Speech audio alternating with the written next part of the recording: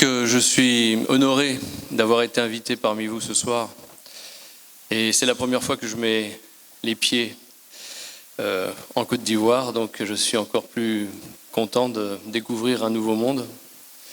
Je connais déjà le Sénégal, je connais d'autres parties de l'Afrique subsaharienne, mais je ne connaissais pas cette partie plus au sud. Et donc je suis très content de penser que je vais passer quelques nuits avec vous.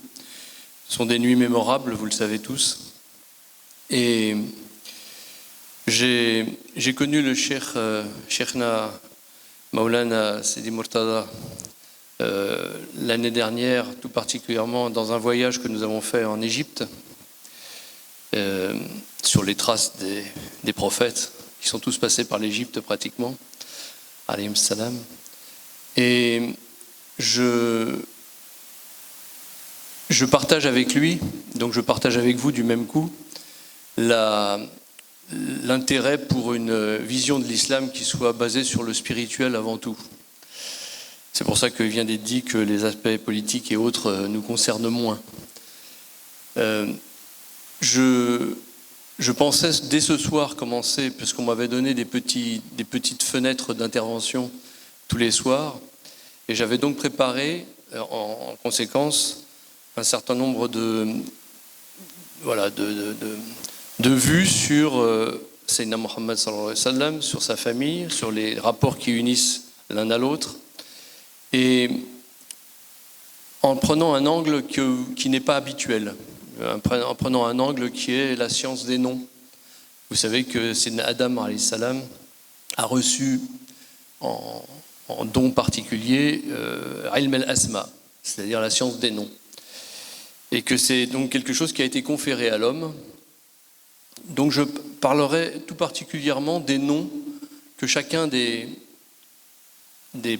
personnages de l'histoire traditionnelle portait et qui étaient un gage de la fonction qu'ils occupaient. Vous savez que pour le prophète sallallahu alayhi wa sallam, par exemple, c'est l'ange Sayyidina Jibril alayhi salam qui a donné à son père et à sa mère le fait de l'appeler Sayyidina Muhammad. Le nom de Muhammad lui a été donné à partir d'une inspiration. Ce n'est pas un choix humain qui a été fait. Eh bien, tous ces choix qui ont été faits venant d'Allah et de ses messagers ont une signification qui aujourd'hui est un petit peu perdue de vue. Et c'est ce que j'aimerais essayer de vous expliquer au cours de ces soirées.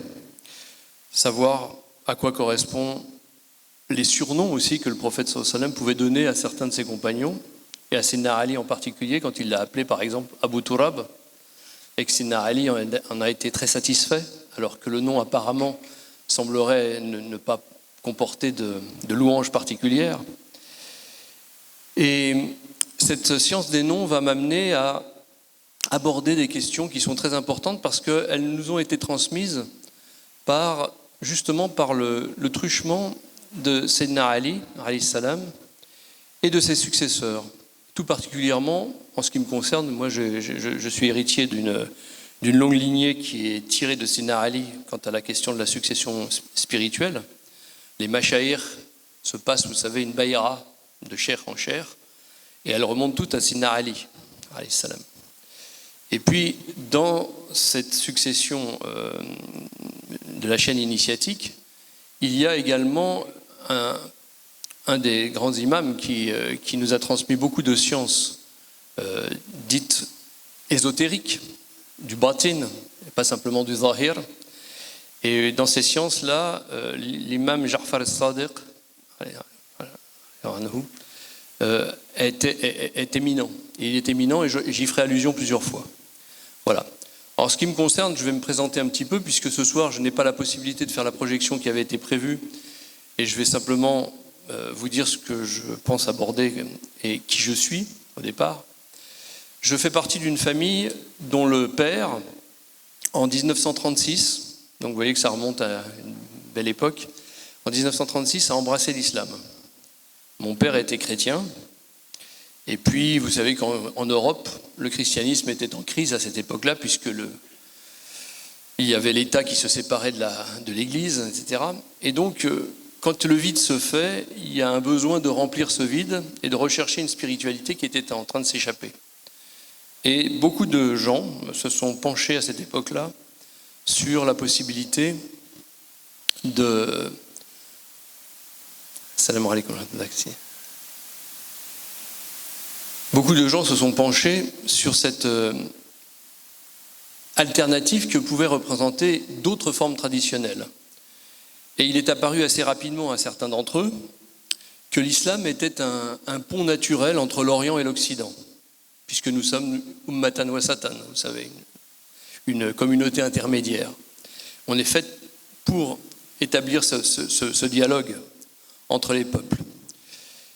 Et en 1936, donc, il rentre en islam avec un groupe de Français, pas toujours français d'ailleurs, il y a des Suisses, il y a des Belges, et ma mère va naître en 1939, la première Française qui va naître de mon grand-père maternel, qui lui-même était compagnon de mon père, et donc elle va être la première Française née musulmane de souche française. Moi, je naîtrai beaucoup plus tard, en 57, et je fais partie de toute une génération, de la première génération qui est issue de ces premiers Français qui ont embrassé l'islam à l'époque. Donc j'ai été élevé dans la zaouïa de mon père. Évidemment, ce qui a intéressé ces Français à l'époque, ce n'était pas un islam tel que vous le présente à la télévision aujourd'hui. C'était un islam profond. Ils recherchaient profondément une spiritualité qu'ils avaient trouvée, qu'ils ont découvert dans l'islam. Et évidemment, c'est ce qui nous rapproche un peu ce soir, je pense, puisque la communauté que vous représentez est très tournée vers non seulement le ilm al-zahir, mais aussi le batin, en sachant que l'un ne va pas sans l'autre. Et le tasawwuf, en ce qui concerne ce que j'ai connu moi en Occident, est très attaché à cette partie batin qui est toujours escamotée quand on parle du Coran, quand on parle de la vie de Sayyidina Muhammad sallallahu alayhi wa sallam, la Sira Nabawiya, ou quand on parle de la Sainte Famille, de Sayyidina Ali et de ses descendants. Voilà. Donc ce que je vous propose, Inch'Allah, dans les jours qui viendront, c'est d'illustrer tout ça. J'ai besoin pour cela d'un écran. Et comme tout n'est pas exactement prêt ce soir, je vous demande de m'excuser et d'excuser tous ceux qui nous ont accueillis gentiment. J'ai été très bien accueilli hier en arrivant pour la première fois donc, à Abidjan. Et je remercie donc, tout particulièrement le cheikh qui a fait l'effort de venir me chercher à l'aéroport et tous les frères qui étaient là et qui m'ont permis de mettre un pied sûr sur votre sol, Inch'Allah béni. Barakallahu fik. Inch'Allah. À demain pour la suite de ce que j'aurai à vous dire. Filaman.